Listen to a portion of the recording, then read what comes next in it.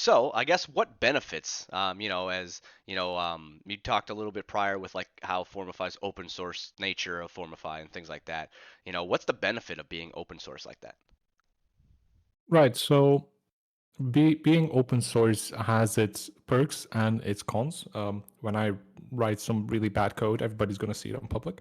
Um, There's a very, but very small amount of people that'll see that. I can tell you, I would not be able to tell what a bad code looks like versus a good code. So I mean, I think you're right. safe for about 99.9% of the people. For now, yes, but maybe later on, somebody's gonna be like, who wrote this crap here?" Um, but yeah, like so, the form itself, so the platform itself is open source, and all of the plugins that we make, even the premium ones, we release all of their source code on GitHub.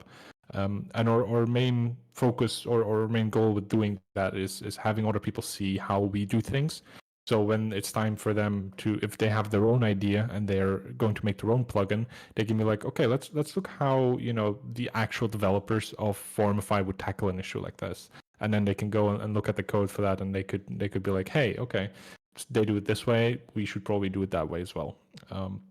So it's a learning tool. It's part of the documentation. It's sort of yeah, just being an open book, right? If being open source, if I had bad intentions, right, and I wanted to sell everybody's data, I would have to commit that code to a public repository, and then somebody would be able to see it and go like, hey, they're doing fishy things with our data. So So it's being a little open bit of an source. accountability piece as well, right? Yes, exactly. So it holds us accountable to a certain standard, to make sure our code is high quality because it is public, and anybody is able to just look at it. The only exception to this rule is our Formify.net website, that does have some closed source parts that we'd like to keep private, especially in regards to like the marketplace and like Yeah, makes sense. payments and things like that.